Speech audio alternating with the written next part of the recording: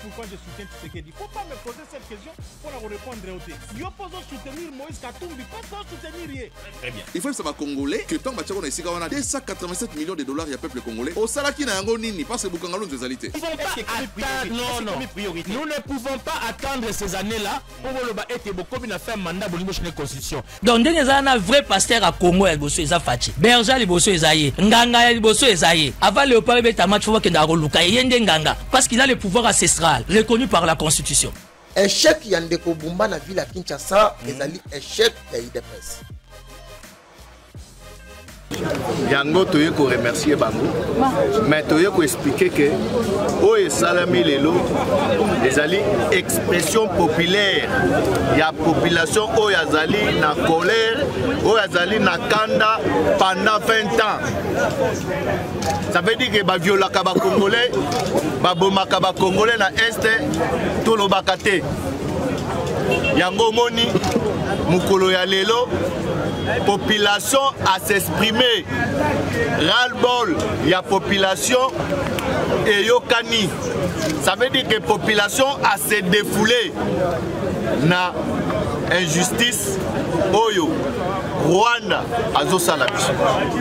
Yango tomoni, toye kosenga, na bandeko nyonso tu, oyo tozalaki na bango, oyo basali ba acte, oyo ya vandalisme, sepeli na moto.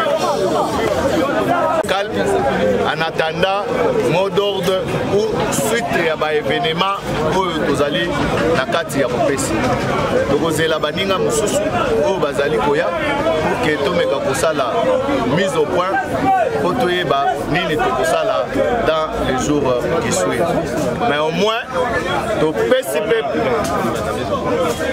pesi peuple, merci, na ndenge bayambi, mot d'ordre na biso, na ndenge to marcher ensemble, mais oyo esalemi, ezali expression populaire, ndenge to lobi yango. Peuple a se retrouvé une injustice. Ça veut dire que le peuple a se défoulé. Peuple a lingaki à la kisake. Injustice oyo mokili mobimba ezota la bazo sala biso. Yango tolobi. Condamné baka isolé ou salemi. Mais vie humaine est très important. Est nabiso est très important. Parti à République démocratique où bazali ko violé matin midi soir est important.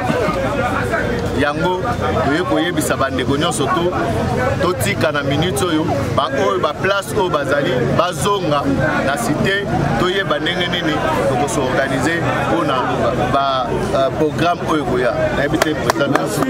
Merci vraiment, merci. Sous le silence complice, il y a une communauté internationale. Le Loezalaki, une mobilisation populaire et généralisée. Les alliés expression, il y a peuple. Les amakamu, il y a pas mot d'ordre, il y a pas parti politique. Les a d'abord la jeunesse congolaise n'a décidé, pas désapprouver injustice. Il y a communauté internationale.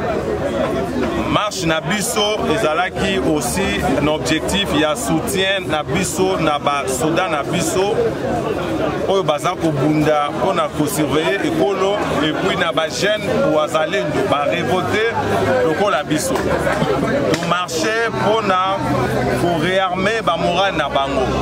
Mais nous féliciter la force régionale pour Bazako appuyer l'effort, il y a FRDC pour restaurer l'intégrité, il y a territoire, il y a Mboka Nabiso. Il y a ceux qui ont message Nabiso, na soutien, na commandant suprême des forces armées. Dosengi, na communauté internationale. Bien que tu désapprouvé la violence, pour les actes isolés, mais Dosengi, la sanction dissuasive ciblée contre le Rwanda des criminels Kagame. Dosengi, na communauté internationale, va se réunir le long dans le Conseil de sécurité, va pousser Rwanda à retirer les troupes naïe pour toboy lisusu makile tanganamboka.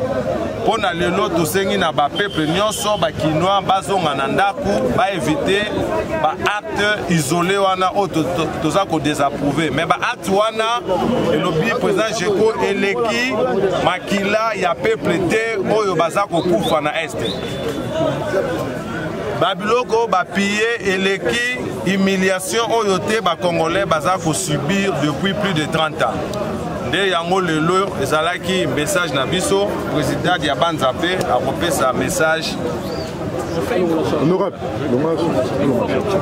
On la chapeau. Ouais. Moi tu que kuna bozui kara ma image na message.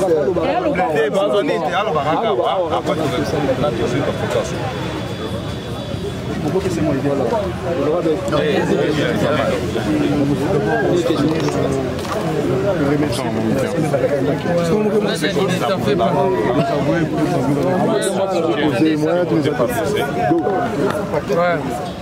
nous condamnons à premier lieu la violence au monsieur Salami.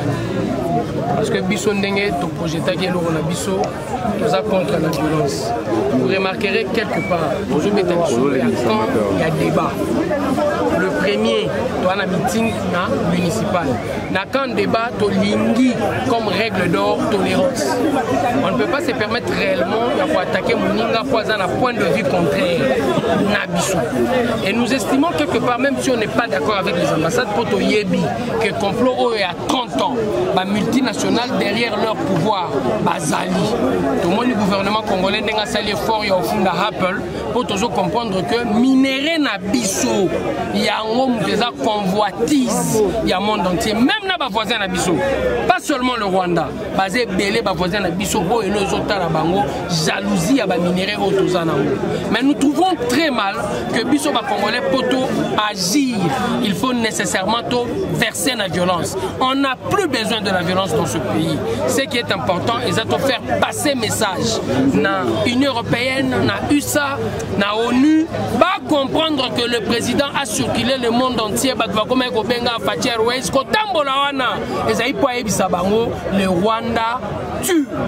Mais tant que le Rwanda tue, nous atalaki Bisso azate. Bisso lelo to bimi libanda po en premier lieu to témoigner solidarité na bande na biso ya est o bazo kufa. Et vous avez compris que les Kinois ont répondu présent na ba leader na bango parce que ba Kinois bazo comprendre que lelo bato nyoso bazé komitia lokwa ba leader c'est pour leurs intérêts. Donc bazan a besoin à 100 nouveaux et tout le monde était présent dans la rue pour baloba que nous en avons marre. Et nalikambo nous en avons marre de condamner Kaka violence, de témoigner solidarité na Batwa Goma et les gens doivent comprendre. Bawazalendu baza ba soldats formés mais bawazalendu ba lobby pour la patrie, bakokufa, la patrie ou la mort. La patrie ou la mort, biso apé, faut la qui s'acquiert la patrie ou la mort. En tant que député provincial, sur le Sonibino Bozui, l'Assemblée provinciale. L'Assemblée provinciale, il y a déjà une dynamique qui est en train de naître. Oh, Batubazo comprendre qu'il faut nécessairement mobilisation et comme à tout azimut.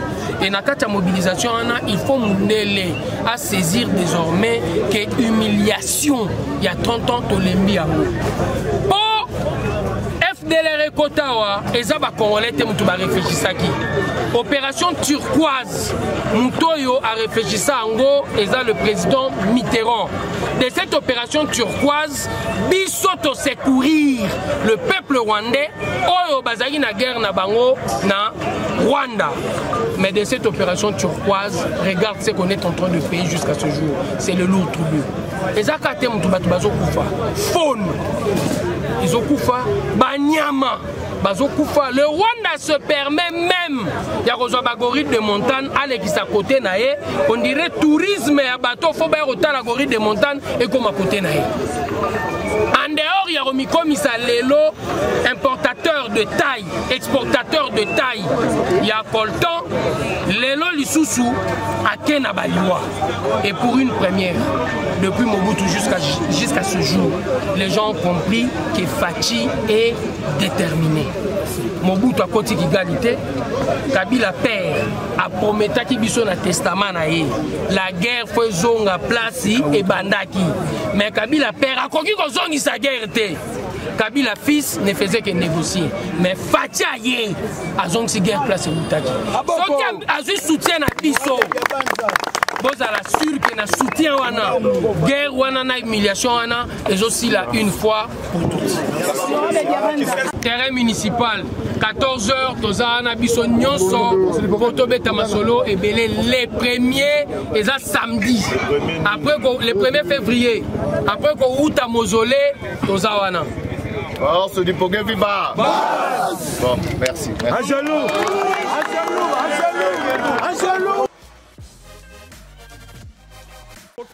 Pourquoi je soutiens Tshisekedi? Faut pas me poser cette question pour la répondre au thé. Yo pose soutenir Moïse Katumbi, pas soutenir Yé. Très bien. Il faut que ça va congolais que tant que ici on a 287 millions de dollars il y a peuple congolais. Au salaki na yango nini parce que Bukangalo nous alité. Non.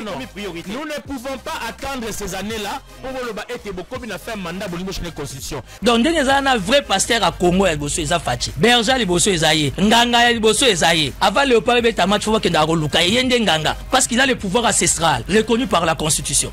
Échec Yandeko Bumba na ville à Kinshasa, ezali échec ya IDPS.